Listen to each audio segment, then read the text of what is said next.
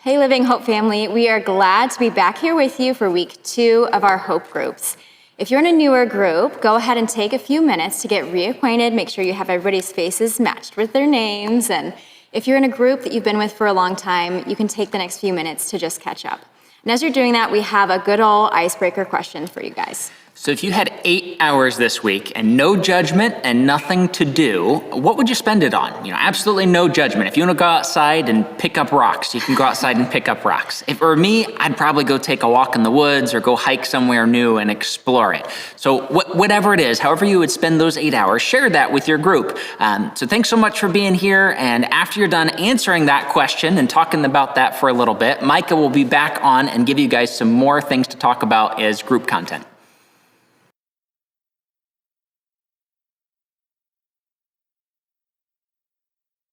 All right, welcome to week 2. Today we're going to kick off a conversation about the ancient hope. The ancient hope.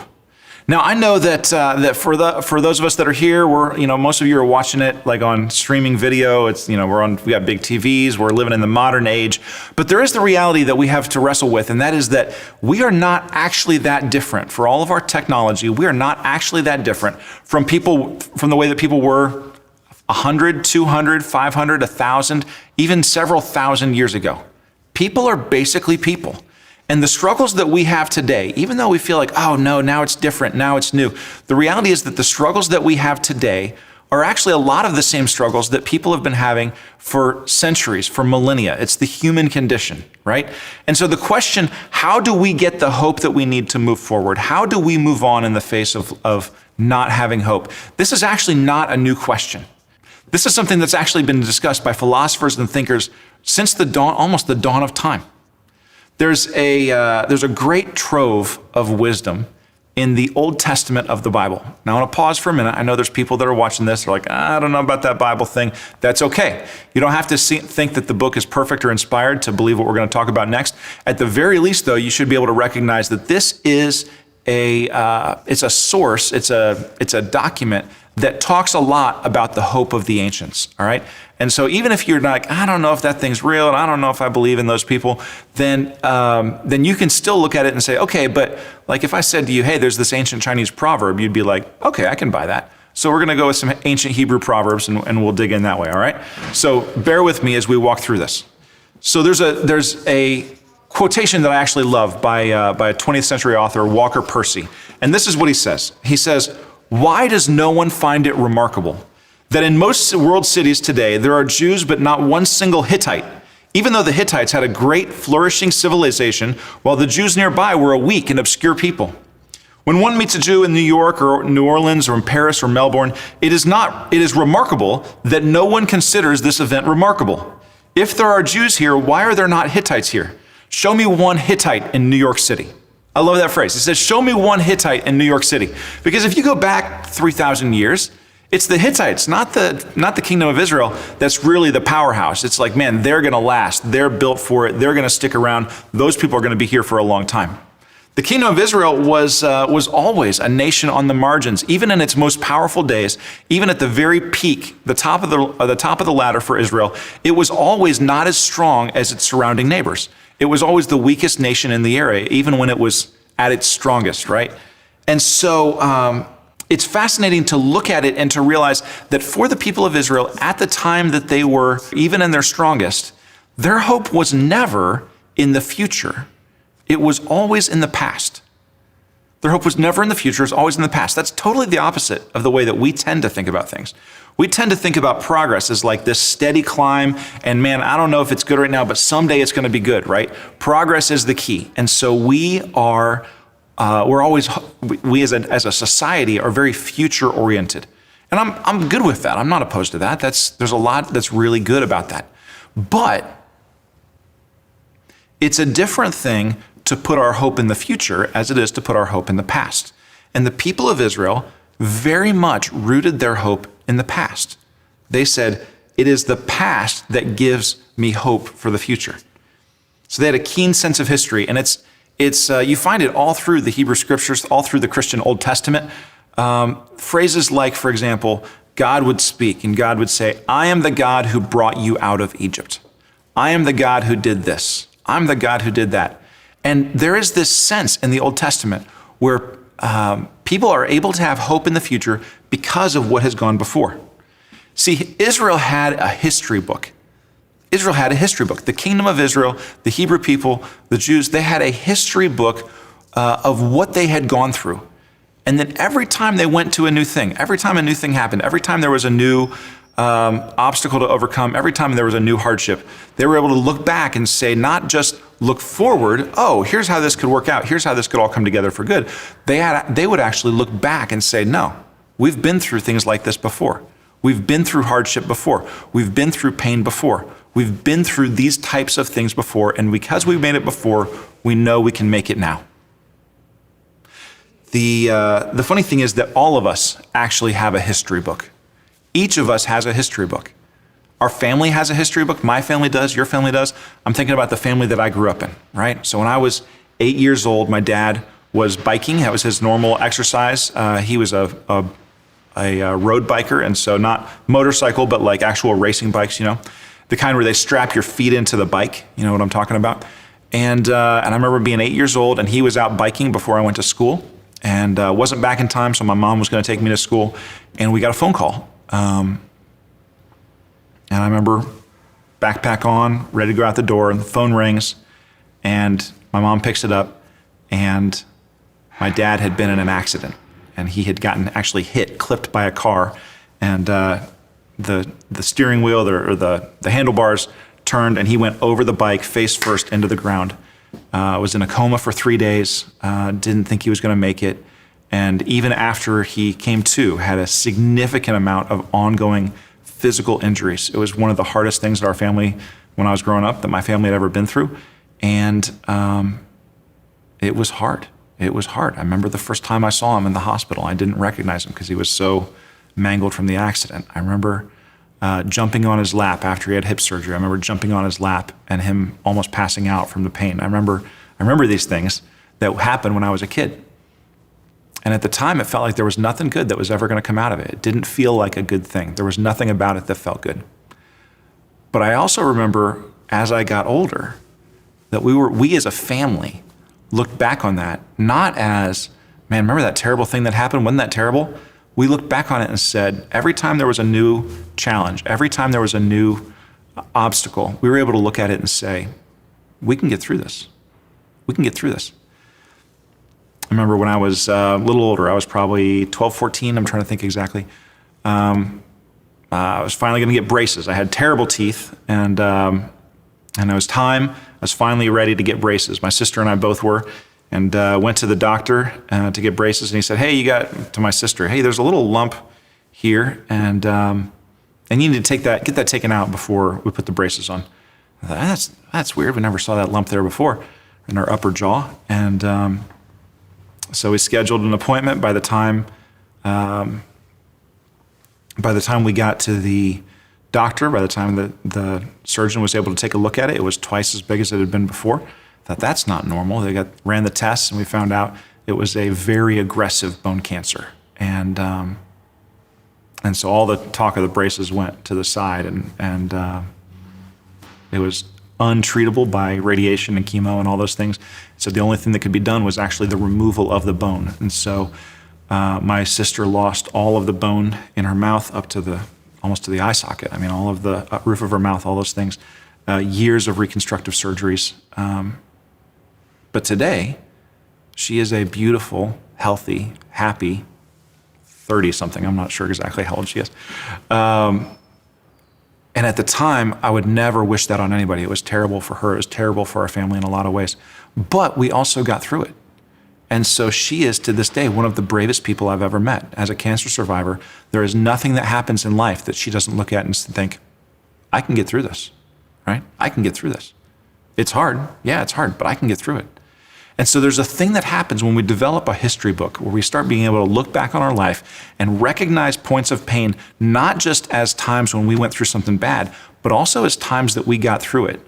As we're able to transform our pain into strength, then what happens is that we're able to draw on that in all kinds of new situations.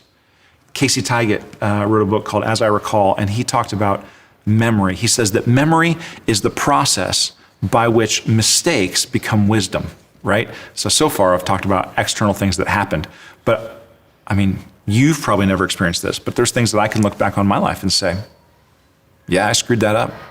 Yeah, I was wrong on that. Man, I made the wrong choice. And now I've got some wisdom to make the right choice because the memory has been transformed from mistakes into wisdom. So here's what we're going to do. We're going to take a little bit of time in our group just to talk about some things that we've gone through. Now, it doesn't have to be everything, and I don't want anybody to talk for 20 minutes, all right? You've got however many people in your group. We've got another couple sections to get through after this. So don't go for long periods of time, but tell us a little bit, right? This is part of how we get to know each other. Also, we get to know each other by getting to know each other's stories. So tell us a little bit about your life. Give us one or two, more than a sentence, but less than a page, right? Give me a couple paragraphs, 2-3 minutes at least on, give me a couple times that you've gone through something very, very difficult. And the reality is, I know that you made it through it because you're here. So by definition, you made it through, all right? So tell me some things that were hard. You don't even have to tell everybody, here's the things that were good, that came out of it that were good. Just tell us a time, man, this is something that was really hard, but we got through it. Give us a couple of those, share some of those stories, and then we'll come back and figure out some more. We'll process some more how to tell those stories in a way that leads to hope. So go ahead and share those, and then I'll see you in a couple minutes.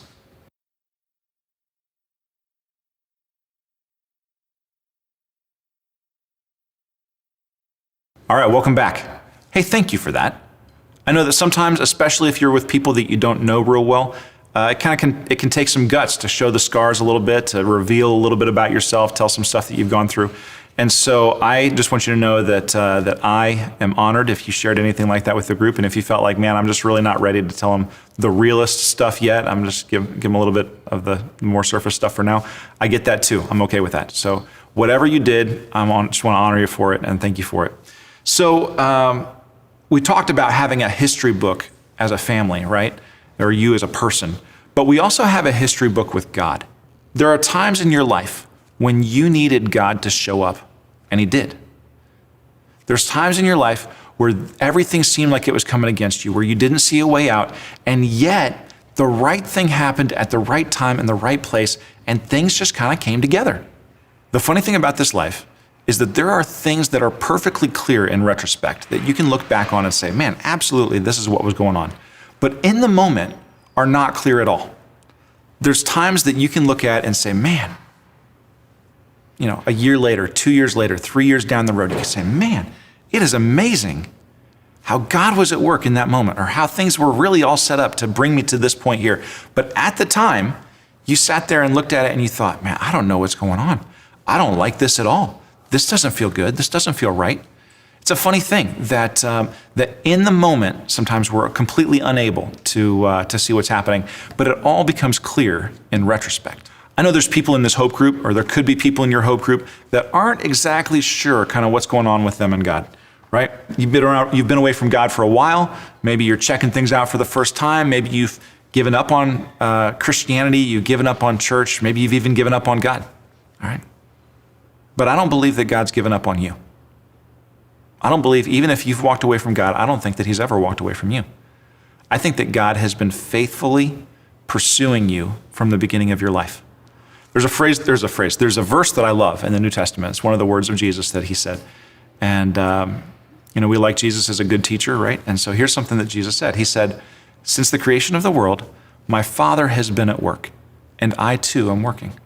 It's in John 5. He says, basically, they're like, man, why are you working? You ought to be taking a rest, right? And He says, look, since the creation of the world, my Father has been at work, and I too am working. And I think that's true in my life. I think it's true in yours. That maybe at the time, maybe at this exact moment, it's hard to see how God could be at work. But in retrospect, it just becomes clearer. I believe that your whole life, throughout your whole life, even when you weren't aware of Him, even when you weren't following Him, even when you weren't pursuing Him, even if you didn't know that He existed, I believe that God has been at work in your life, bringing you to this very moment and then bringing you forward into the future. I think that when we look back, it enables us to look forward. To this very day, He is working. And it matters that we're able to dip into that history book, not just our own history, right? Not just opening up and say, here's what I've gone through, but also, this is what God has brought me through. This is where I was, and this is how I got to here. And I think that God has been at work in your story, even if it's been hard for you to see it. So what I'd like to do in our last little bit of time together is really to explore that a little bit as a group. What are some ways, what are some times that maybe you didn't feel close to God at the time, but in retrospect, it's very clear that he was at work? Or maybe that's not even right. Maybe you did know. Maybe it was clear even then. There are times when it's like, oh, even in the midst of this hardship, I can see God at work, right? We get better at recognizing that as we go through, as we go along. So what are the ways and what are the times that you have seen God at work in the past? And how does that inform the way we live in the future? There's a song that we sing here at Whitewater, and it's called The Goodness of God. The Goodness of God. We've sang it a couple times in this series, and I love it. I love it, but I hate singing it because I can almost never make it through without my voice breaking. You know, I'm in there and we're singing, I'm just getting my jam on and it's good. And this song comes on and the verse starts and I'm still good. But we get to the chorus and it's like, oh man, I tear up. It hits me hard. And the song goes like this. It goes, all my life you have been faithful. All my life you have been so, so good. With every breath that I'm able, I will sing of the goodness of God. I think that's one of the most theologically profound statements that's in any of the songs that we sing. All of our lives, God has been faithful. He's been so good to us. Whether we knew it or not, he's been good. And part of the way that we respond is to sing of the goodness of God, not just as a way of praising him or thanking him, but also just as a way of expressing how deep our hope is for what comes in the future. I do believe, to the bottom of my heart, I do believe that God has been good to you, maybe in ways that it's hard for you to even grasp. But I think it's worth it for all of us to take a little bit of time and just think back. What are the places where we think God might have been at work? What are the places and the times when we can remember the goodness of God? All right, guys, let's break there. See you next week.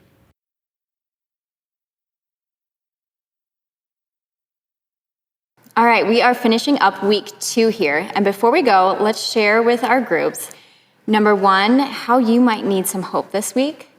Or secondly, who someone is in your life that you could share hope with this week and how you might do that.